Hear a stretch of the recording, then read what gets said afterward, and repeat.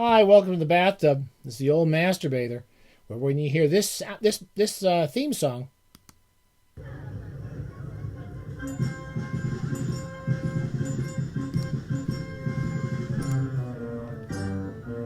and it's reproduced with such excellent sound quality by my technical crew, the guys from Pismo Beach Prop Department do all my technical work, and that's why everything sounds so crisp. And the editing of these talks are so superb, and the quality and the Raphael glow. Look at that! I look like I just came out of a painting by Titian. I got a smaller ass, and that's about it. We're doing short story Roundabout, which is basically I have lots of different short story collections floating around, and I kind of do I have 3 or 4 going at once. It's like some guys have 3 or 4 women, or some girls have 3 or 4 guys going at once. I got 3 or 4 books of short stories going at once, and that's how we do it here at the bathtub. And we do it half-assed, or we don't do it at all. We finished. I've talked about this before. The great John Collier. So I've read this book all the way through at least 3 times. This is probably the 3rd time, maybe the 4th. And anyway, I was reading it backwards, and the last time we talked, I was about halfway through the book, and I went through a period of about 2 or 3 nights. I just read nothing but these short stories. I love John Collier. You can't go wrong with John Collier. And as I got near the end, I forget the stories as soon as I read them. I don't remember most of these stories, but there's some funny ones in there, and they're all really good stories. They often have fantastic elements to them, and they have the macabre elements to them. One of my favorites, we get to the beginning. Some of the greatest Collier stories are at the beginning of this collection, which is why I read it backwards, because many of the books late in the book are not quite as well known, but they're almost as good. The most famous of his stories is Evening Primrose, probably. So one people seem to remember whenever I bring up Collier. It's about the guy who's a poet. Collier was a poet. He started off as a poet. He said somewhere the success of his life was he was a third-rate writer who managed to convince people he was a second-rate writer, which is very self-demeaning, but he was a first-rate writer. Don't listen to him. Anyway, Evening Primrose is about a guy who's a poet who decides he just wants to live poetry and live cheap, so he goes to live at a department store where he finds all these other people living there pretending they're models so that they can live for free in the department store. And it's very fun. It's 5 pages story.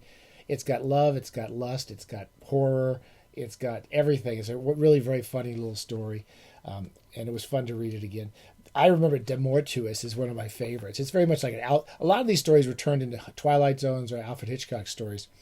And De Mortuis is a very funny one about an old guy who's paving the basement. He's putting down concrete in the basement because there's been a leak, he tells people. And some guys come by and think he's murdered his wife. I don't want to tell you more than that. It's a great story. And one of the funniest stories he ever wrote, Bottle Party, which is about a guy who goes into a bookshop. Some old secondhand London junk shop. And he finds, or maybe it was in New York, I forget.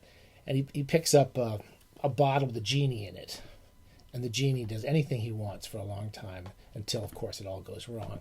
Bottle Party. Wonderful story. So many good stories. I don't think there's a bad story in that collection. If you don't know Collier, you got to go read John Collier. Don't waste any more time. Go get him. The Shrinking Man. I didn't read this. I just found this. I thought I'd show it to you. Isn't that cool?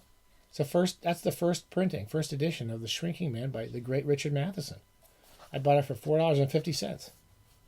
$4.50 at the Phoenix Bookshop in San Luis Obispo. Look at that. Isn't that a cool book? Wow. I know, it's in really good shape, except they put this ink on it. They cross out the price, which kind of destroys the book. But anyway, it's a lovely book. I also almost finished, and The Wisdom of Father Brown. G.K. Chesterton is one of those writers I never quite read as a kid over or throughout my life. He wrote a lot of kind of absurd comic novels. He's very influential on R.A. Lafferty, for those of you who love Lafferty. And I like some of his criticism. I like some of the stuff he wrote about Dickens. And I never read too much of him. I lose the plot pretty quickly. He writes Father Brown stories are very different from most mystery short stories. So it's a collection of stories. It's like 4 or 5 volumes of stories he wrote over his life, over his career, about this little father. He's a little modest, unassuming Catholic priest. And he goes around, he doesn't solve murders. There's like a whodunit, so a whodunit, who killed somebody. Then there's a whydunit. Simenon stuff is, why did they kill somebody? These are kind of what was done it. You don't really know what's happened in some of these stories. And what he does is he finds out where crimes have occurred, and sometimes crimes haven't occurred, someone's pretended to have a crime, or what the crime was.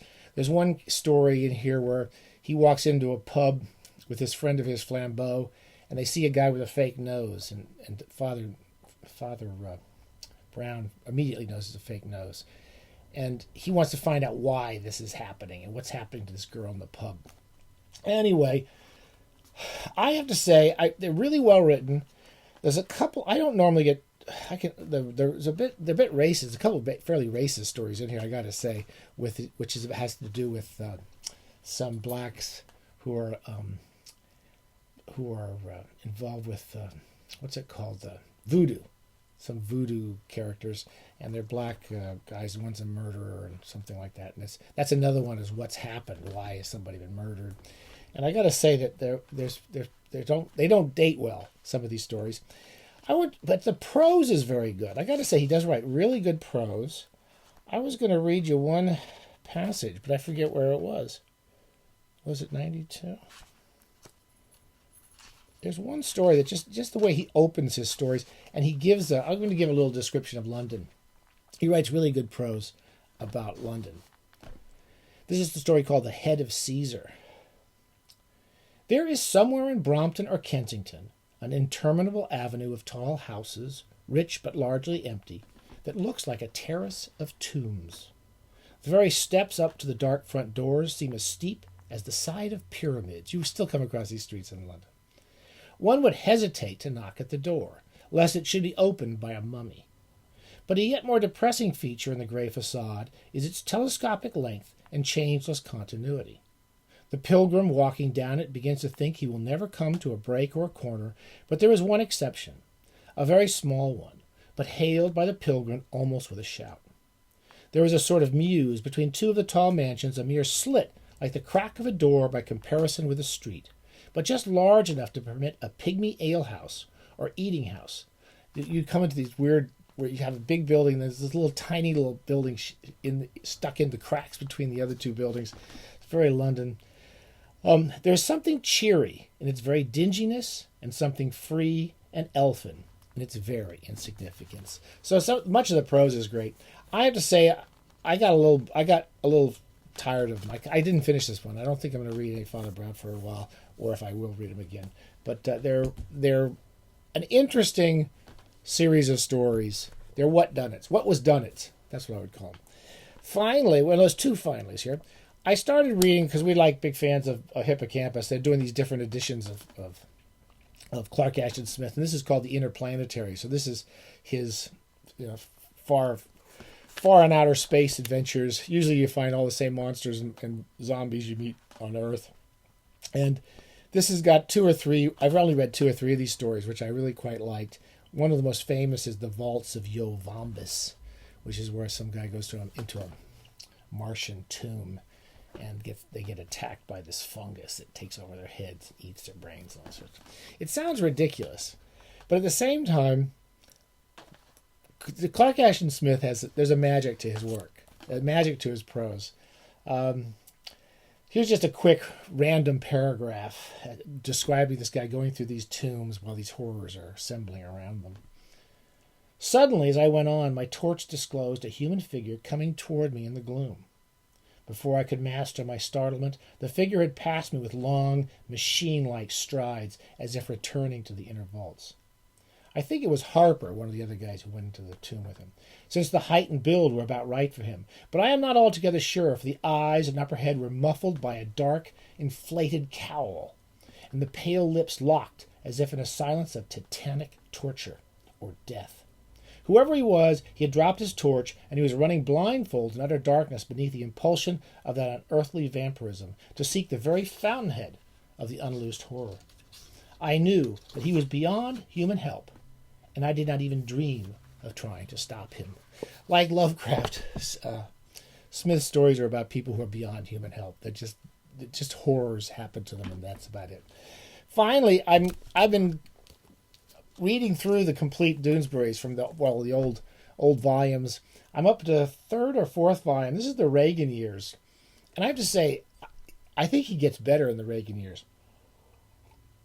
When this kind of idiot actor takes over the country and all the stupid people he brought in with him with his horrible administration, Trudeau does a great job with them. And there's a lot of funny stuff in it. One of the funniest parts is just the fact that, I mean, you all know that idiot Gorsuch on the Supreme Court. Well, his mother was this vampire, this political vampire who destroyed the EPA when she was there. This is the guy who works at the EPA after this idiot woman takes over. I've kind of forgotten. We live in the horrors of American politics today and world politics today. How they really were just as horrible then. It's kind of hard to believe. And there's some very funny stuff in here about Gorsuch's mom. Here it is. Here it is. I'll just read a little passage. This is the guy on the ledge who's going to jump off because Gorsuch's mother's running the EPA, and she's just basically cutting all their funds and not letting them do anything to save water and air. And he goes, Rick is the journalist who marries one of the characters in Doonesbury. And Rick's calling him to get the story for the newspaper. And the guy says, hi, buddy, just calling to see how things are over at the old EPA litigation shop. Not too good, Rick. The Ice Queen's dismantled the whole enforcement team. It's the end of a dream. She just gets rid of the enforcement people for the EPA. So the laws are on the books, but nobody's enforcing them. Where is he? Out there on the ledge, Mrs. Gorsuch. Boy, you sound really depressed, Ted. Okay, Simpson, are you going or not? We need your office.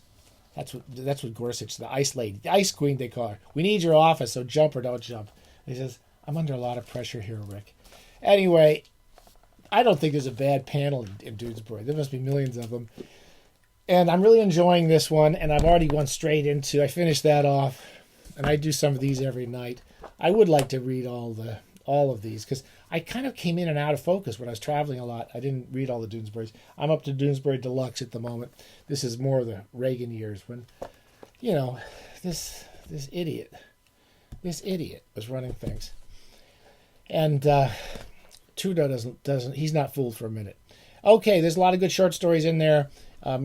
Get to Collier. That's the first short stories. They're perfect. They're like almost perfect little gems. And we'll talk to you all soon.